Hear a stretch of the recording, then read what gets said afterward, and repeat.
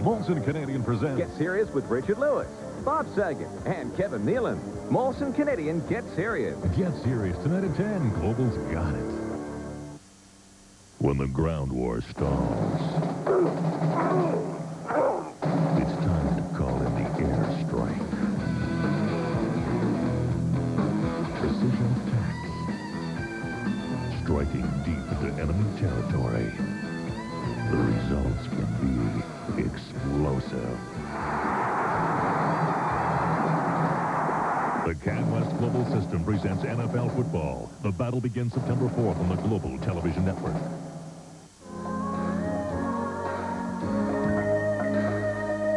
Watch history unfold on Global News, weeknights at 6 and 11. Fresh Prince. Premiering this fall on Fox 29.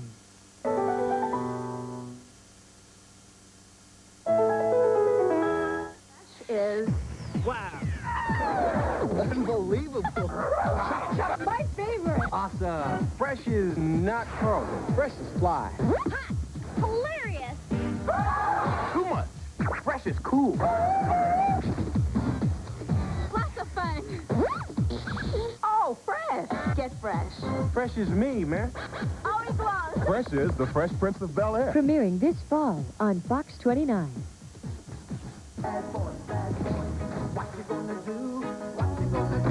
You did the right thing by telling somebody. I love this job. Cops, weeknights at 11 on Fox 29. Have a safe and happy Labor Day from Fox 29.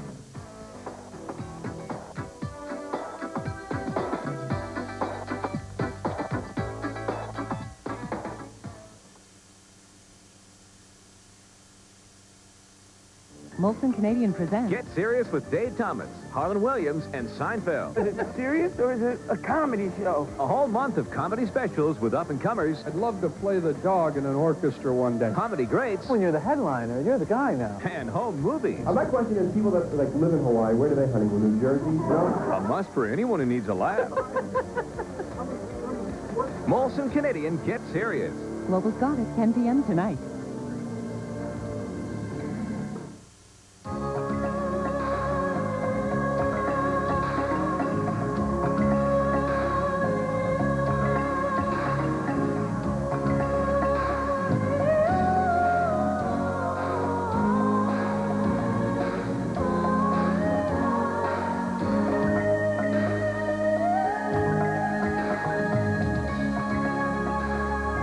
Watch history unfold on Global News, weeknights at 6 and 11.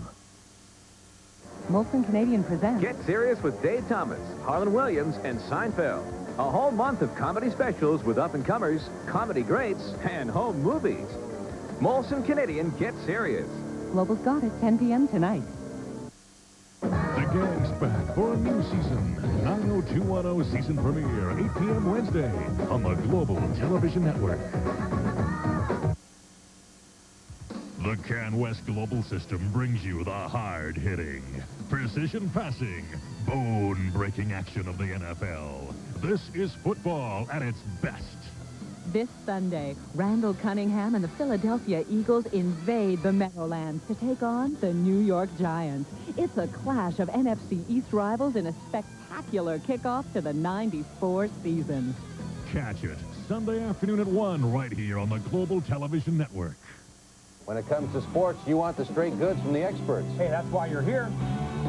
We got all the highlights. And the latest breaking stories. Trade. The story behind the stories. And, of course, the headseat. When it comes to sports, Come to the experts. Global's got it.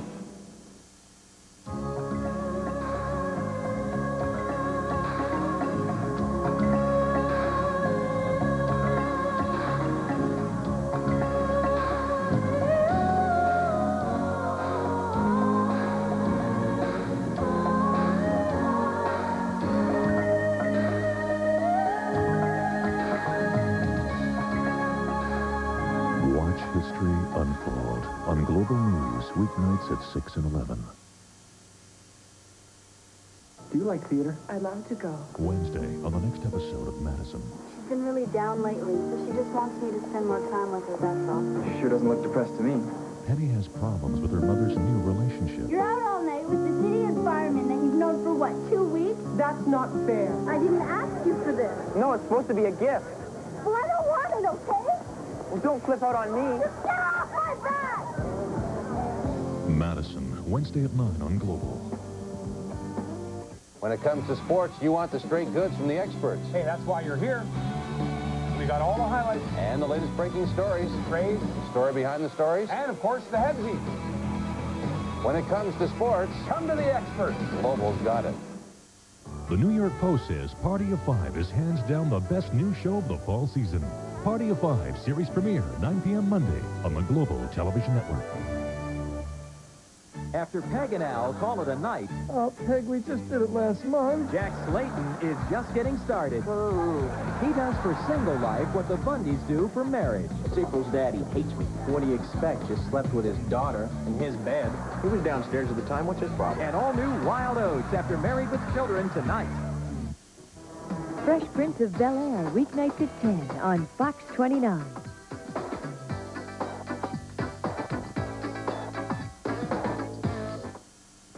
Oh, no. Oh, yes. Fox. Tomorrow, Jake's new lover is setting him up. I think he's beginning to trust me. Billy pays the price for trusting Amanda. I don't like spies. You're fired, Billy. And Sydney takes the fall for a deadly plot. My own father thinks I tried to kill someone? I am a victim here. On an all-new Melrose Place. Then, see why Newsweek calls Party of Five must-see TV. It may be the best new show of the season. An all-new Party of Five after Melrose Place, tomorrow on Fox. Thursday, when Martin gets his own show, I'm going to be on TV. he'll expose all his friends. At what point did you become a shoplifter? On an all-new Martin. Then, is the girl's next-door neighbor a killer? Over there spying on that old lady? That's right. Hannibal Lecter with dentures. An all-new living single after Martin, Thursday. After Peg and Al call it a night, Oh, Peg, we just did it last month. Jack Slayton is just getting started. He does for single life what the Bundys do for marriage. It's April's daddy hates me. What do you expect? Just slept with his daughter in his bed. He was downstairs at the time. What's his problem? And all new Wild Oats coming up next. This is Fox 29, WUTV, Buffalo.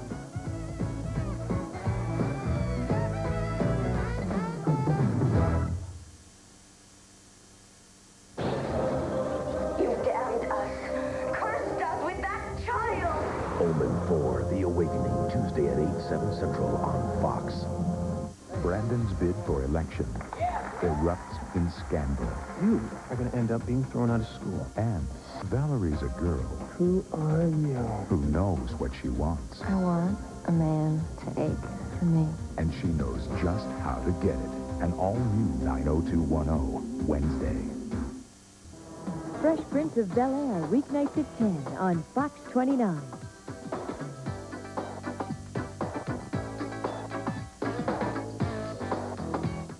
Oh, no. Oh, yes. Fox. Married with Children is brought to you by Fruit of the Loom. You'll find a whole line of Fruit of the Loom clothes at your favorite retailer. Fruit of the Loom, clothes that make you feel good. Tomorrow, I think that you ran over Michael. Now you're trying to pin it on Sydney. Matt exposes Kimberly's secrets. You're addicted to feeling. Sydney faces her worst nightmare. I want to make you my girlfriend, Sydney. And the one person more scheming than Amanda returns. Daddy. To Melrose Place. An all-new episode tomorrow at 8, 7 Central. This Tuesday on Fox. Tom Selleck is an All-American who just got sold to the Japanese. Now, he's the biggest thing to hit Tokyo since Godzilla. Got any naked pictures of your wife? Mr. Baseball. Want to see some? Tuesday at 8, 7 Central on Fox. Growing up is tough. I'm sorry, I don't know anything about an incident last night. Try doing it without parents. What do you want from me? I want you to grow up. Try being a man. I want you to think about protecting your future. You have to, babe. Who else is going to do it for you? An all-new Party of Five, tomorrow on Fox. Jack's getting his friends on TV. How soon can you do it? Well, how much time do you need? Well, I'm going to have to go home and get my, Time's up.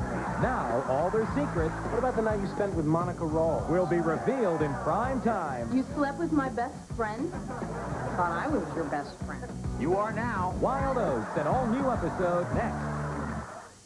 When tragedy strikes Beverly Hills, Brandon will need his friends more than ever. It could have been me in that car. But it wasn't. And Donna's new roommate is moving in Hi. on her old boyfriend. I'm not very good at being good. The nights are getting hotter on an all-new 90210, Wednesday at 8, 7 Central. When Gina gives Martin the cold shoulder, I'm chilling over here in the cut, girl. You don't even know I'm here. he'll need some friendly advice Go buy some lip balm because you got a whole lot of booty to kiss. to rekindle the romance. Do like I do with Big Shirley. Leave a trail of hot wings from the street to the bedroom. Catch an all-new Martin, Thursday at 8, 7 Central. Hi, I'm Elaine Loring. Monday on the entertainment desk, singer and songwriter Bobby Watt joins us for a Celtic musical treat, and I'll be back with the dope on your favorite soaps. That's Monday on Entertainment Desk, 2:30 here on Global.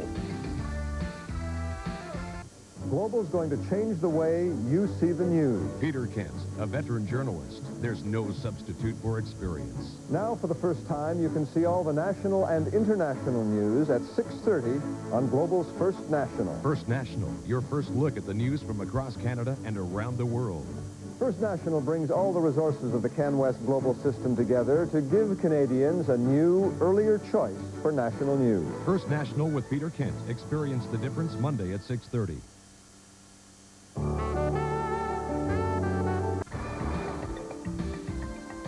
Hi, I'm Bob McAdory. Monday on the entertainment desk, a special musical treat from Sony recording artist Ashton. And Elaine Loring brings us the latest from the world of soap. That's Monday, entertainment desk, 2:30 here on Global. But we haven't come across any Kampucheans who want the Vietnamese to go now. These people dread the ruins of Zimbabwe. Ground fighting. The communist drive towards Saigon continues. About arrived here, but the Soviet withdrawal has begun. South Myanmar. And the remote possibility of positive action. There's no substitute for experience. Now there's no need to wait until 11 for national news. Join Peter Kent on the First National, weeknights at 6:30 on the Global Television Network. Poorly fitted insulation leaves gaps in here, which can be even worse back here. These gaps reduce R value of the insulation by up to 35%. Flexibat is made to fit perfectly. The exclusive flexible edge compresses, then expands for a better fit. In here and back here. See? No gaps. Look for the warm-up and win sweepstakes wherever Flexibat is sold. Global's going to change the way you see the news. Peter Kent, a veteran journalist. There's no substitute for experience. Now, for the first time, you can see all the national and international news at 6:30 on Global's First National. First National, your first look at the news from across Canada and around the world. First National brings all the resources of the CanWest Global system together to give Canadians a new, earlier choice for national news. First National with Peter Kent. Experience the difference weeknights at 6:30. They were seasons of victory. They were moments of triumph. They were the glory days. Take a look back. The Leaf teams of the 60s, winners of 4 Stanley Cups, heroes of a bygone era. Glory Days follows the path of the Toronto Maple Leafs in their quest for the Cup, with exclusive interviews with the players who made it all happen. Relive the Glory Days. Join Jim Taddy and Mark Hebscher on a Sportsline special presentation, November 6th on Global.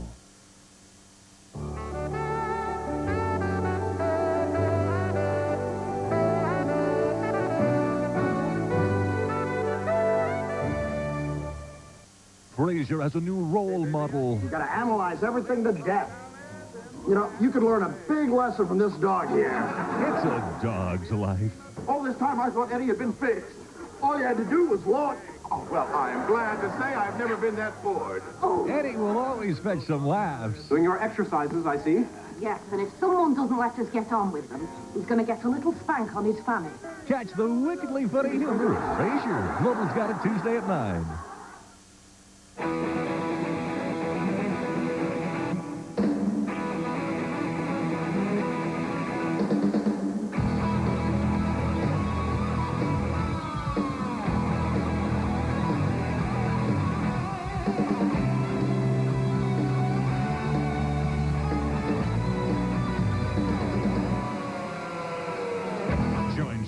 and Mark Hepsher on Sportsline, weeknights at 11:30 on Global. Get a grip. CanWest Global brings you the bone-rattling, earth-shattering football of the NFL. This is hardcore action. None but the brave take to the field in the toughest league in the world. And when they go head-to-head, only one side can come out on top. These guys don't settle for ties. Get yourself a wicked rush of adrenaline. Check out the NFL this week. Global's got it, Sunday at 1.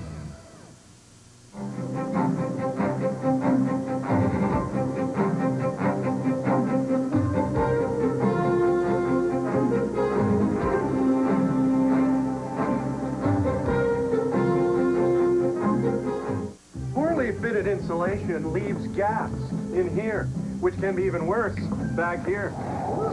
These gaps reduce R value of the insulation by up to 35%.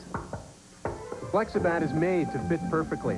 The exclusive flexible edge compresses, then expands for a better fit in here and back here. See? No gaps. Look for the warm-up and win sweepstakes wherever Flexibat is sold. Take a look back at the Toronto Maple Leafs of the 60s. Relive the glory days. A Sportsline special presentation, November 6th on Global.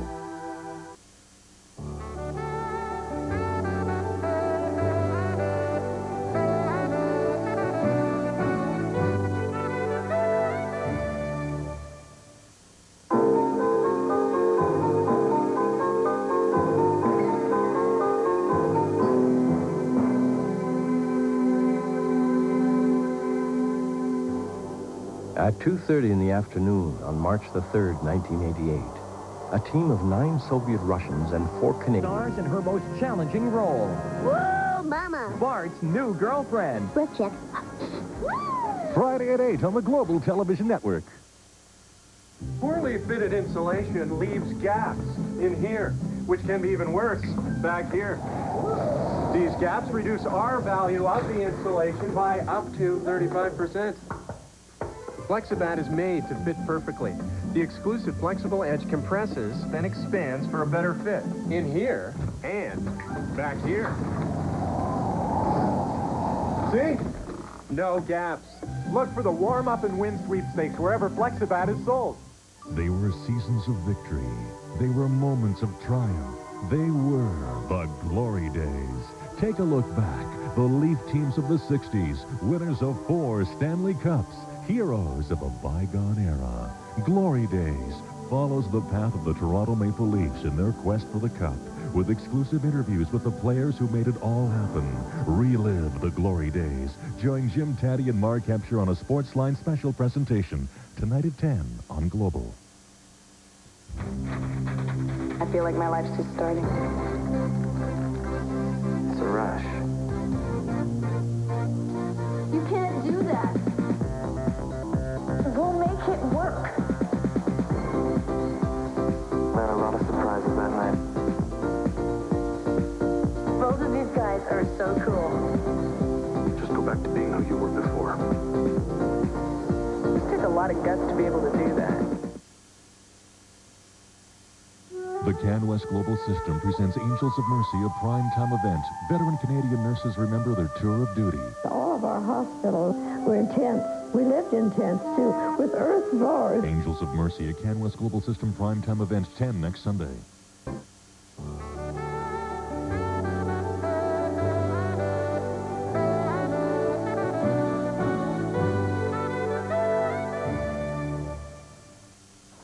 Busy, hurry up. I'm here.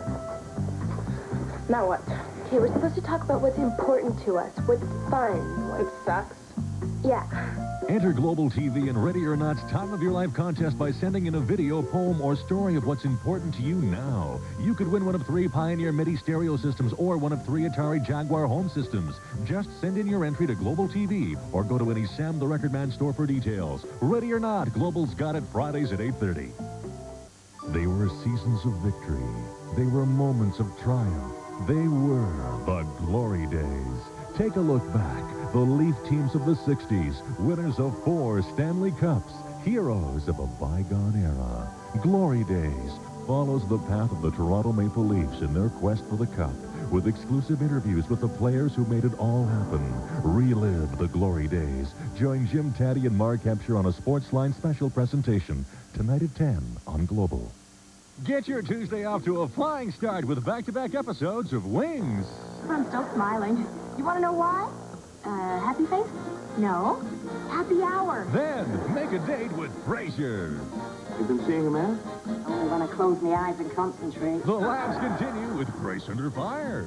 Wait, give me good news about that stove. They don't make it in this color anymore. And then it's a special Tuesday edition of the X-Files. It's a great way to spend an evening. Global's got it. Tuesday. Get a grip.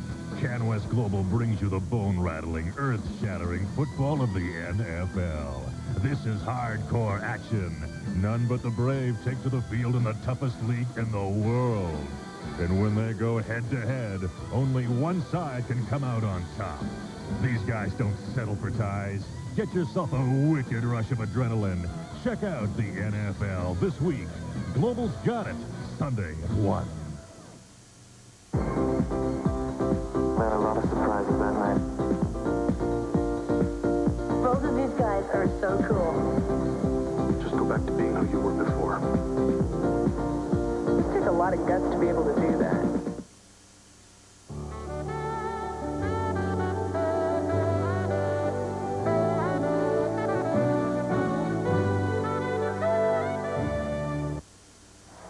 Toronto Maple Leafs come right back again. Over the line, Armstrong to Horton. Over to Duff. He turns it to the score. Picked up. Found the range from right in front of the net. He just turned around and fired it. And he sees Glenn Hall. Kelly's back again. Lessenberger on his right. Kelly waits. Shoots. He scores. Kelly picked the short down.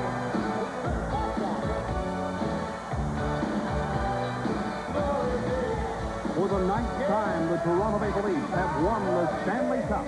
All the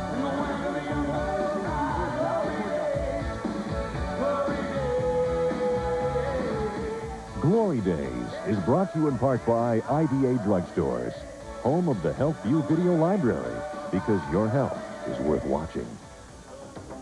Good evening, everyone. I'm Jim Taddy. And I'm Mark Hepsher. Welcome to Glory Days, a sports line salute to the Maple Leafs of the 60s. 4 cups in 6 years. It was quite a run. You'll meet some of the players, see all the action right after this timeout. Please stay with us.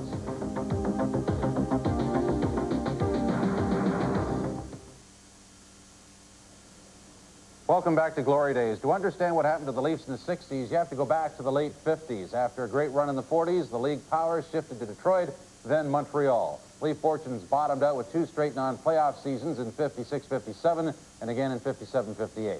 Punch Imlach took over, and just like that, the Leafs made the final the 2 years in a row, only to lose.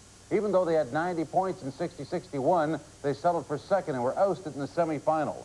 All of that seemed to strengthen the franchise on the way up. The Leafs, simply put, never looked back after that. It all started in the final of 61-62. It took both teams 6 games to get to the Stanley Cup final 32 years ago. The Chicago Blackhawks, the defending Stanley Cup champs, had to go through the Montreal Canadiens in 6 games, and we're looking for more slick efforts from the likes of Stan Mikita. The Leafs advanced by defeating the Rangers in 6 games in their semifinal, and as we look back on that spring 32 years ago, some shots tell the future, like Punch Imlach, Leaf coach and general manager, instructing the future coach and general manager Bob Pulford. But Pulley had many miles to skate first and many cups to win. To truly appreciate what the Leafs were up against, consider that Glenn Hall was in goal for Chicago. And up front, the Hawks were led by one of the all-time great 1-2 punches. A great example of that here, as Mikita in his own zone feeds Hull, wearing number 7 back then, and the Golden Jet powers the length of the ice, only to be stopped cold by Johnny Bauer. In Game 1, a much different-looking Maple Leaf Gardens played host, and it was Bobby Hull opening the series scoring. But that was no indication of things to come. Leaf captain George Armstrong scores here, and then there's this point shot from Tim Horton as the Leafs took the opener 4-1. It was April 10th, 1962. Kennedy was president, Liverpool a mere shipping port. Game 2, 2 nights later, again at the Gardens. Chicago coach Rudy Pillis, knowing he has to even the series. A good example early of how Johnny Bauer approached the game. Check out this save on a Ken Warham break. Bauer goes for it and comes away the winner. At the other end, Glenn Hall was equal, as this stop on Dick Duff shows. Stan Mikita had a big night with both Chicago goals, but again, The Leaf captain, George Armstrong, would be big. He hits for the eventual game winner as the Leafs won it 3-2 and held a 2-0 series lead. And just like it is now, after the first two games, it's on to the road. This time to Chicago, where not all has changed in 32 years. The Chicago Stadium, until very recently, home of the Hawks. It's April 15th, 1962, and the Hawks have to get on the board. Ab McDonald sets the tone, 2-0 on this goal, and Bronco Horvath makes it official. Hawks win it 3-0, trail the series 2-1. In Game 4, a turning point very early. At the time, not too many could have been positive about this. Johnny Bauer, on a save on an Elmer Vasco shot, is in pain. The gamer that Bauer is, he tries to play on. He can't. Hull scores, and Don Simmons is summoned from the stands to take over. The backup goalies were not dressed and on the bench in 62, and you will notice Simmons wears Bauer's number. The Hawks even the series with a 4-1 victory. Back in Toronto for Game 5, the Leafs got the message. With Bauer done for the series, the Leafs rose to the occasion. Fulford scored. Then the Big M. And the Leafs won it 8-4 and are a victory away from starting a dynasty.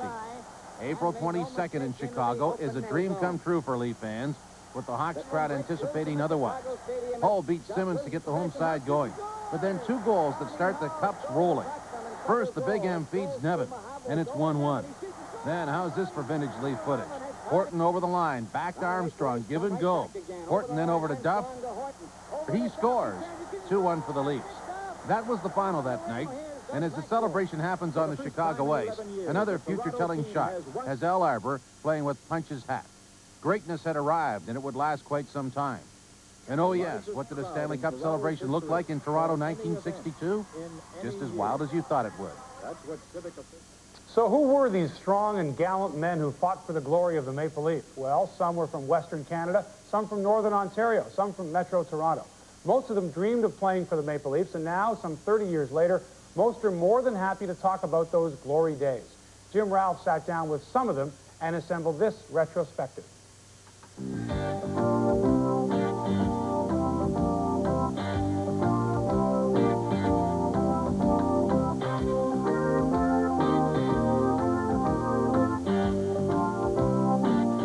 Well, we had a team that was, you know, we played as a team. If one guy got into a fight, everybody had to, you know what I mean? You grabbed, you know, so we did it all together. You know what I mean? Not only one guy, but one guy scored 3 goals, but it was always like a togetherness. Well, we can look back on that, and I think when the bond developed was in junior hockey, as I say. At that time, it was the sponsorship in junior hockey, and the Leafs had, say, Mike's and the Marlboros. So all the guys who came out of that grouping, we all had the same intensity and the same loyalty and the same goal of playing for the Toronto Maple Leafs. Well, they were a very close-knit group. There's no question about that, Jimmy. When they won 3 cups in a row, they made maybe 1 change or 2 in the whole 3-year period. And I joined the club right after they won 3 in a row, and I remember going into the room for the first time, and you realized how set they were. Their lines were set, their defense pair was set. They hadn't made any changes for so long, and I was very concerned about how I'd be received, to be very frank with you. But they were true to character. They're just a real wonderful bunch of guys. Well, it was different in my Toronto years from the Detroit years, because mainly in Toronto, from 62 on, I was in Parliament, a member of Parliament. And I used to have to go up to Ottawa every day, and so many times I couldn't practice with the team. I'd have to practice on my own up in Ottawa. The first year, I think I was shaky. I'm not afraid to admit it. I was really, because of the pressure. Every game to me for a while, because I stride on hard work, and I worked as hard as I could, because Mr. Imlach told me, he says that if you work hard in practice, that's the way you're going to play in the game. And our practices were just like games. I mean, there was a lot of fights in our practice. We used to have Dickie Duff and Bobby Bond go at it. Carl Brewer would be going at it and everything. And if we played like that, like Imlach said we would, you know, we'd win games, and he was right. Well, the first one, I can remember, it was in Chicago, and all of a sudden, we're having a beer downstairs, and Imlach says, if you're not on the bus in 5 minutes, you won't be on the team next year. So, I mean, these were the things that, you know. punch coming in, throwing the money on the floor, you know, and saying, you know, the most important game of the year, and one of the, and he said, and he had it all in small bills, so it made a bigger pile and everything. But he said, you know, every time this is a game we have to win. Every time they check you or take the puck off you, they're reaching their hand and then taking that money right out of your pocket, you know. So the guys really responded to that. In my mind, Johnny Bauer, who, again, in my mind, was the greatest competitor I ever saw, and I would, as good as Glenn Hall was, he's not my favorite goaltender, Johnny Bauer is. And Stanley Cup champions are made by goaltending. So we had the great goaltending in the series, and we always got that from Bauer, so you came to expect it. Bauer was a different kind of a goaltender, and he came along a little later.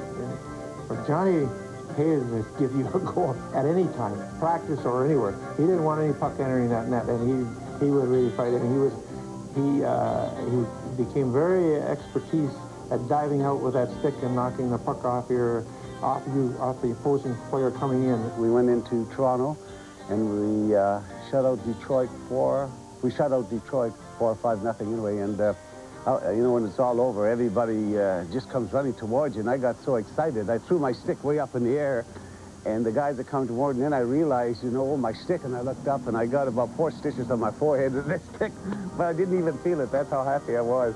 I got lucky one time and scored the winning goal, but it was Douglas that shot the puck, and I wanted to get the hell out of the way, and it hit my stick. That's the way I was, because Douglas had it, and then it went in, and then, okay, thank you. And I can remember the play was in our end, and I was watching Don Simmons, and I was looking up at the clock. The clock was right over center ice, the old Chicago Stadium, and it was 12 seconds, and I looked down, it was 10 seconds, and then I kind of concentrated on Don Simmons because it was a scramble. You know, they didn't get a good shot, but it was all around their net, and I see Don Simmons throw his arm up in the air. I said, I hope he didn't misread the clock. You know, I was afraid there was 5 seconds still left in the game. And things are not quite the same back then. They didn't allow us to carry the cup around the rink like they do today. But we certainly got a chance to get around the cup, and so yeah, that was spectacular. I don't really think it sunk in for a while exactly what we had done. For me, anyways, it's just a dream come true. Everyone was great. 62, 63, 64. And then in 67, we were over the hill gang, and nobody gave us a chance to really win. And we knew, many of us knew that it was the last shot. So we wanted to win that one really bad. So that was great at that time. So they were all great. And I don't know that you can say one cup is greater than another.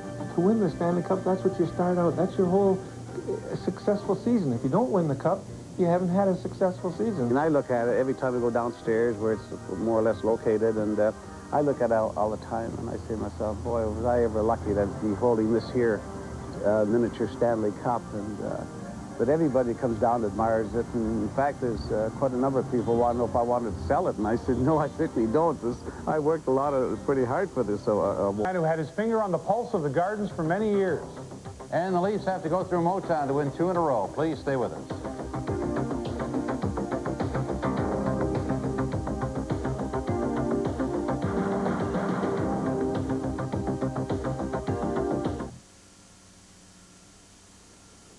Welcome back. In the 62-63 season, the Leafs finished atop the NHL standings. They had 82 points, but only 5 points behind fourth place Detroit. In those days, the matchups were 1 against 3, 2 against 4, and the Leafs would roll to their easiest cup win. As was the case in 62, the Leafs again started the finals at home as they took on their arch rivals from Detroit.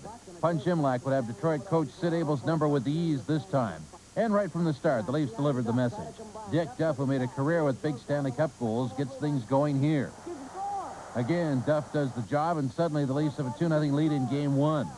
Then another Leaf opportunist, Bob Nevin, beats Terry Sawchuk, and the Leafs have themselves a 3-0 lead before Detroit can get going. And on April 9th, 1963, with an opening night 4-2 win, the Leafs are on their way again. 2 nights later at the Gardens, it looked like a replay. Eddie Litzenberger gets it going on this play.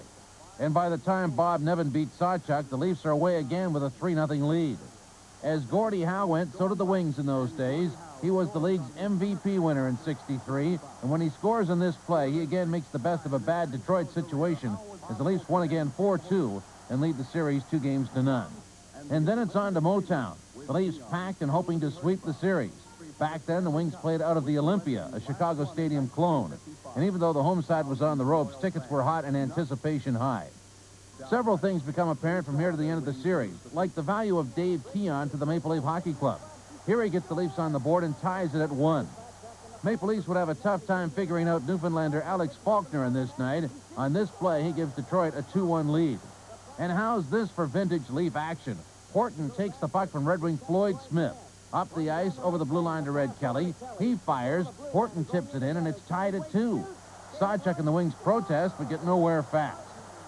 Then the Wings answer. Faulkner again, this time from Marcel Pronovo, and it's 3-2 Detroit. Game 3 gives us another look at two greats. Look at the moves here by Leaf captain George Armstrong, only to be stopped by a defensive gem from number 9. As Bill Gadsby congratulates Terry Sawchuk, the Wings are back in it, winning 4-3, down 2-1. Game 4 sends a chill in the Leafs' direction. Gordie Howe with a long shot handcuffs his fishing buddy Bauer, and the Wings are up 1-0. Then Eddie Joyelle hits for the home side to break a 1-1 tie. The Big M known for his big stride, but look at these moves in close. And a big moment for Red Kelly as he scores to tie the game. Red, of course, an all-star defenseman for years with Detroit, now driving the message home as a forward with the Leafs. Another idea on Dave Keon's value. Here, looking very much like Doug Gilmour, creates a beautiful end-to-end rush only to get canceled out. But he would not be denied and follows that up with the go-ahead goal as the Leafs lead at 3-2. And in fitting fashion, Red Kelly finishes the game off as the Leafs won Game 4, once again 4-2, and are on the verge of 2 cups in a row. Game 5 goes April 18th at the Gardens. With hopes high and tickets scarce, the Leafs had big plans that night. They came out firing. An early save by Sawchuk on Bob Nevin sets the stage. Another Howe-Bauer matchup goes to the Maple Leaf goaltender with the poke check. Back to Dave Keon. While shorthanded, the Wings get caught. Keon outraces Alex Delvecchio in a charging Norm Ullman to give the Leafs the lead in a huge game. End of period 1. Early in the second, Howe wins the draw back to Doug Barkley. Delvecchio then fires it in, and 49 seconds into period 2, it's tied at 1. Interesting action here as Terry Sawchuk robs the Leafs time after time, something he would do while playing for the Leafs 4 years later. And with time winding down, the Wings almost out, Norm Ullman misses a golden opportunity, a wide-open net. Leafs won the game 3-1 in the series, 4-1. And that was followed by a new Maple Leaf tradition. NHL President Clarence Campbell giving the cup to team captain George Armstrong. The parade in downtown Toronto followed with convertibles. And the heroes welcome at City Hall. And as history tells us, it did somehow get better than this very soon. There are few people who remember the Leafs of the 1960s as well as Milt Dunnell. As a sports writer and columnist for the Toronto Star, Dunnell was privy to a lot of information about the Maple Leafs. He knew the players, he knew the coaches, the managers, and the owners. Today, Milt Dunnell is 87 years old, and our Bill Bird sat down and talked with him about the Stanley Cup days. Milt, obviously, Punch Imlach's success is stamped all over the 4 Stanley Cups in the 60s, but what role did Stafford Smythe play in the Leafs' success? The last thing that Conn Smythe did before he turned over, sold his interests in the club to a trio that consisted of Harold Ballard, Stafford Smythe, and John Bassett. The last thing Conn Smythe did was to appoint Howie Meeker as general manager, and he already had brought Billy Ray over from Rochester as coach. And, of course, the first thing they did was to fire Meeker, actually they just let Billy Ray play out his work out his contract, which I think was for 2 years. But then they put Imlach in charge, and of course that was a key move. There always was conflict between Stafford and Imlach, although Stafford realized what Imlach was doing, and he had to accept the success that Imlach was providing. But at the same time, he resented a lot of the things that Punch was doing. Punch was a great motivator. He was a great leader. But in fact, didn't he allow a lot of the veterans to do much of the teaching, people such as Kelly and Olmsted? Well, I think he did, as long as he agreed with what they did and what they said. There was never any question about who was the boss. Imlach was the boss, and it didn't matter whether it be Kelly or Sawchuk or Olmsted, who was a great... I think that Olmsted, next to Kelly, was the reason for the success that the Leafs had during that period. I guess the best deal that Punch ever got was 1959. Mark Rayome went to Detroit in exchange for Red Kelly. Well, I don't think you could give, as smart as Punch was, I don't think you could give him credit for that. The situation was this, that the Red Wings were deeply embarrassed over what happened in trading Red Kelly to the New York Rangers. And now that, and Kelly immediately, as I said, had refused the trade, announced his retirement, and there was great embarrassment in Detroit. So the Red Wings actually had to make any deal they could to get out of that mess. There was no way that the Red would go back to the Red Wings. He and Jack Adams had parted, and that was it. And the Red Wings wanted something out of it, so they just had to take anything they could get. It was a one-sided deal, perhaps one of the most one-sided deals in the history of the league, or in any league. But at the same time, I don't think you could give any great credit to anybody. It was just something that the Red Wings had to do.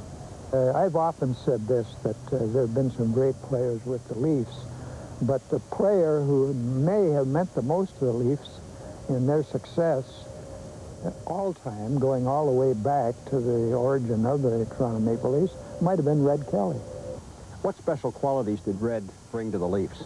Well, he brought skill, he brought success. He had been with successful teams.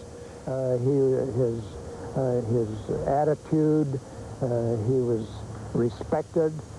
Everything about him led to success. The players admired him. They knew what he could do. They saw what he could do. Red Kelly was just an outstanding individual on the ice or off the ice, and that was it. Of the 4 championships, I guess 67 was the sweetest. A team that won in 1967 was old and tired and had no business really to win. Chicago was much the best team in the league that year. Chicago lost only 5 games at home all season, whereas the Leafs actually had more goals scored against them that year than they scored. The Stanley Cup that year was actually won in the 6th game, I think it was, of the semifinal, not in the final, because Chicago, as I said, was much the best team in the league that year. 4 of the first All-Stars on the All-Star team in the league that year were members of the Blackhawks. It was Bobby Hull, Kenny Warham, Stan Mikita, and Pierre Pilote. 4 on the first All-Star team, which told you something about the Chicago Blackhawks. But that, the 6th game was in Chicago on a Saturday afternoon, and you never saw a team as badly outplayed as the Leafs were. But Imlach, with his intuition and his skills and his faith in old players, realized at the end of the first period that Bauer was not having a good game, so he put Sawchuk in the net. And Terry, the